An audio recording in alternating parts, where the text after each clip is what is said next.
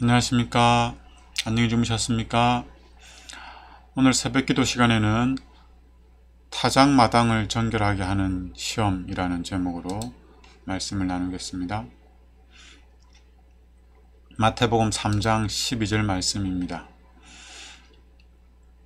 손에 키를 들고 자기의 타작마당을 정하게 하사 알곡은 모아 곡간에 들이고 죽정이는 꺼지지 않는 불에 태우시리라. 최후의 심판이 있기 전에 알곡과 가라지를, 알곡과 쭉정이를 나누는 일이 먼저 있을 것입니다. 이 일은 우리가 살아있는 동안 우리의 삶을 통해서 판단받게 됩니다. 결정되어집니다. 그리고 이 일은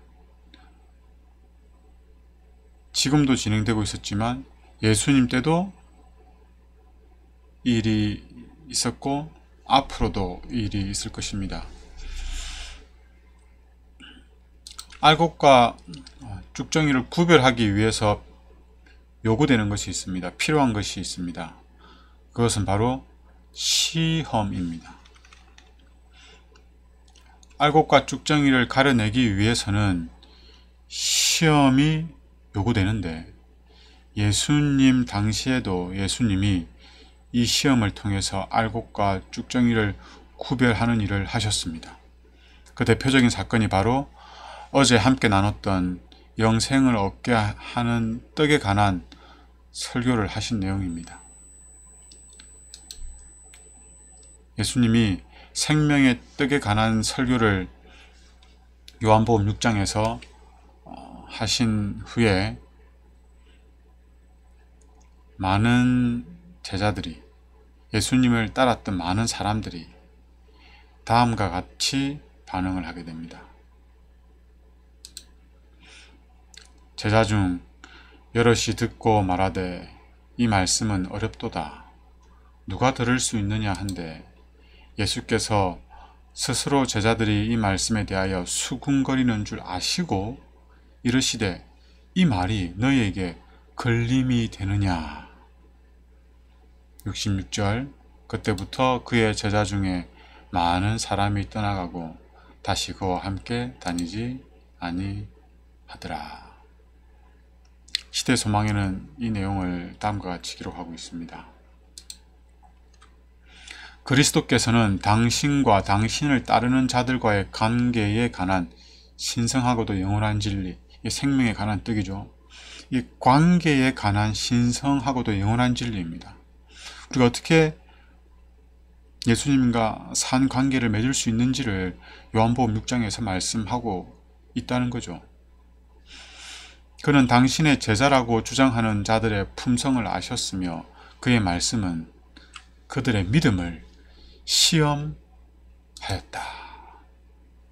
예수께서는 그들이 당신의 교훈을 믿을 것이요 또한 그대로 행할 것이라고 선언하셨다. 계속 보겠습니다.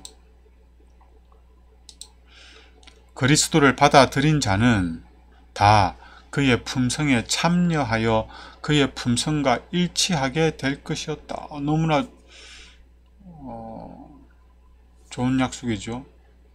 정말 감사한 약속입니다. 그런데 이것은 우리에게 무언가를 요구합니다. 이것은 저희가 품은 야심을 포기하는 것까지 포함시키는 것이었다. 그것은 그들 자신을 예수께 완전히 굴복시키는 것을 요구하였다. 그들은 스스로를 희생하는 온유하며 겸손한 마음을 가지라는 요구를 받았다. 만일 저희가 생명의 선물과 하늘의 영광을 받아 누리려고 한다면 저희는 갈보리의 사람 예수가 걸어가신 좁은 길로 행하지 않으면 안 된다. 그러나 많은 사람들이 이 믿음의 시험에서 낙방하게 됩니다. 왜냐하면 자신들이 당한 시험이 너무나 많은 희생을 요구한다고 여겼기 때문입니다. 저들은 야심을 포기하고 싶은 마음이 없었습니다. 저들은 자아 희생을 통해 온유와 겸손을 소유하고 싶은 마음이 없었습니다. 저들은 예수님에게 완전한 굴복을 하기 원치 않았습니다. 저들은 예수님이 가시는 그 좁은 길을 따라가고 싶은 마음이 없었습니다. 그래서 이들에게는 이 시험이 너무나 크게 느껴졌습니다. 이 시험은 너무나 컸다. 그리하여 그들은 예수를 왕으로 삼으려고 하던 마음이 다 식어버렸습니다. 그들은 해당에서 하신 이 설교가 생명에 관한 떡에 관한 설교가 저의 눈을 뜨게 하였다고 말하였다. 그들은 비로소 깨달았다. 그들은 그리스도의 말씀이 그가 메시아가 아니라는 솔직한 고백이요 또한 그와 더불어 관계를 맺는다고 하여도 지상의 보상이 이 땅에서의 보상이 실현될 수 없다는 것에 대한 솔직한 고백이라고 생각하였다. 그들은 예수의 이적을 행하시는 능력은 환영했습니다. 그들은 질병과 고통에서 벗어나기는 열망했습니다. 그러나 그들은 죄에서 구원받기를 원치 않았습니다. 그들은 예수의 자아 희생에 참여하고자 하지 않았습니다. 그들은 예수께서 말씀하신 오묘한 영적 왕국에는 전혀 관심이 없었습니다. 전에 예수를 찾았던 성실하지 못하고 이기적인 사람들은 더 이상 그를 갈망하지 않게 되었다. 예수께서 만일 당신의 권능과 세력을 로마로부터 자유를 획득하는 데 행사하지 않는다면 그들은 예수와 아무런 관계도 맺지 않을 것이었다. 즉 예수님이 그들의 욕심에 만족을 주지 않는다면 예수님을 믿지도 않고 따르지도 않고 예수님과 아무런 관계를 맺지 않고자 결심하였던 것입니다. 예수님은 절대 우리의 이기심과 욕심에 만족을 주지 않으십니다.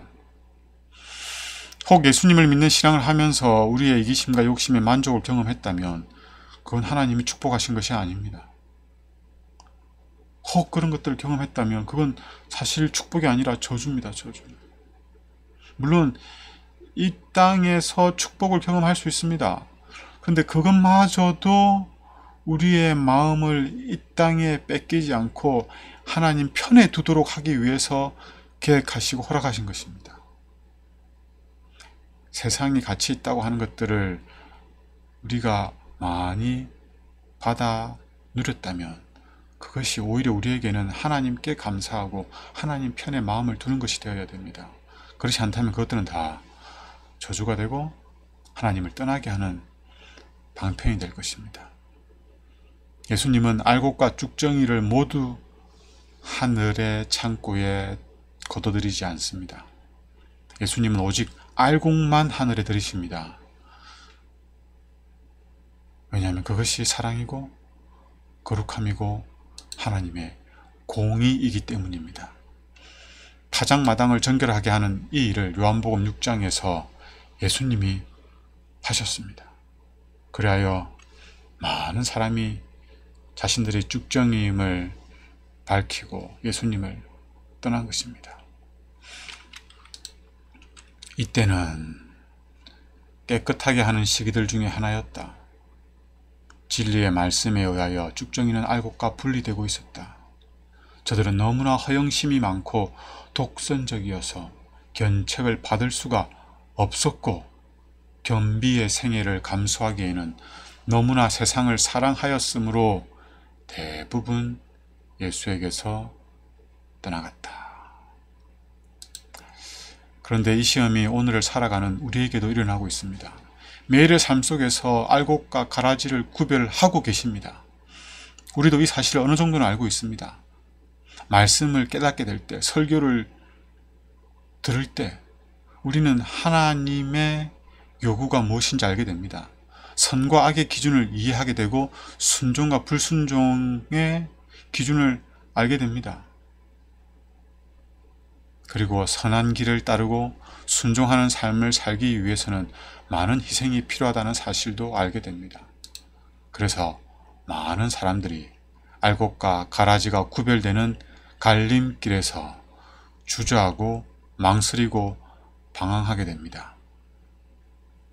그리고 적지 않은 사람들이 예수님을 등지고 떠나게 됩니다. 많은 사람들이 지금도 그와 똑같은 일을 행하고 있다. 가브나움에 해당해서 이 제자들이 시험을 받은 것처럼 오늘날에도 사람들은 시험을 받고 있다. 사람들은 진리가 마음속에 들어올 때에 저희 생애가 하나님의 뜻과 일치하지 않는다는 것을 깨닫는다. 그들은 자신에게 전적인 변화가 필요하다는 것을 깨달으면서도 극기의 사업을 기꺼이 감당하려고 하지 않는다. 그러므로 죄가 발각될 때 그들은 성을 낸다. 그 제자들이 이 말씀은 어렵도다, 누가 들을 수 있느냐고 투덜거리면서 예수를 떠난 것처럼 그들도 성을 내면서 떠나간다. 칭찬과 아첨은 저희 길을 즐겁게 할 것이야. 그것이나 진리는 환영받지 못한다.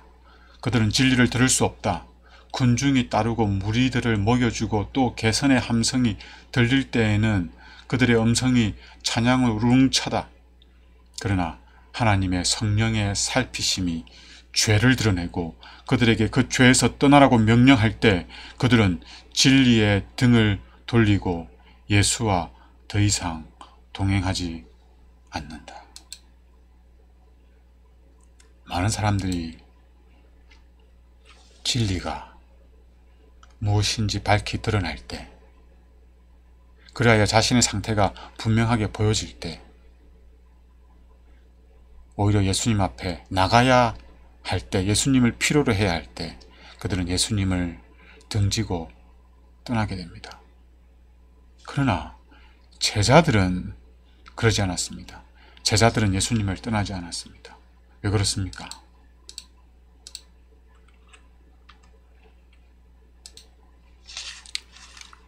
요한복음 6장 67절 68절입니다. 예수께서 12제자에게 이르시되 너희도 가르느냐? 시몬 베드로가 대답하여 주여 영생의 말씀이 주께 있사오니 우리가 누구에게로 가오리이까? 제자들은 예수님에게 생명의 말씀이 있다는 것을 알았습니다. 제자들이 모든 말씀을 완전하게 이해한 것은 아니지만 예수님에게 진리가 있다는 것을 알았습니다. 그래서 수많은 사람들이 예수님을 등지고 떠나갈 때 제자들은 예수님을 떠나지 않을 수 있었습니다. 우리도 말씀을 통해 진리를 알아야 합니다. 진리 되시는 예수님을 알아야 합니다. 예수님을 알기 위해서는 진리가 감춰져 있는 성경을 열어서 깊이 파보아야 합니다. 성경에서 진리를 알게 될 때, 진리 되시는 예수님을 발견될 때 비로소 우리는 예수님을 따를 수 있는 믿음을 소유하게 될 것입니다. 예수님을 따르는 길이 좁은 길이며 우리에게 많은 희생을 요구하고 완전한 굴복을 필요로 한다는 것을 알게 되더라도 우리는 예수님을 따르게 될 것입니다. 왜냐하면 생명의 말씀이 되시는 예수님을 우리가 발견했기 때문입니다. 기도하겠습니다. 하나님, 우리가 믿는 그 예수님이 진리이시고 생명의 말씀이 되신다는 사실로 인하여 정말 감사드립니다. 제자들이, 수많은 사람들이 예수님을 등지고 떠나갈 때 예수님을 떠나지 않을 수 있었던 이유를 우리가 알지 않습니까? 우리에게 예수님을 떠나야 할 이유가 아니라 떠나지 못할 이유가 있습니까? 우리에게도 생명의 말씀이신 예수님이 있습니까? 우리가 믿는 예수님이 진리라는 확신이 있습니까? 주님, 우리 마음 가운데 확신이 있기를 원합니다. 그러기 위하여 말씀을 펴서 말씀 속에서 진리를 발견하게 하시고 예수님에게 생명의 말씀이 있다는 것을 깨닫게 하여 주시옵소서. 그리하여 이 세상에 많은 것들을 희생해야 되고 좁은 길을 가야 되고 자아를 굴복해야 하더라도 그 예수님에게 생명의 말씀이 있음을 인하여 우리가 예수님을 쫓아 행하는 주의 거룩한 백성들 될 수 있도록 축복하여 주십시오. 예수님 이름으로 기도드립니다. 아멘.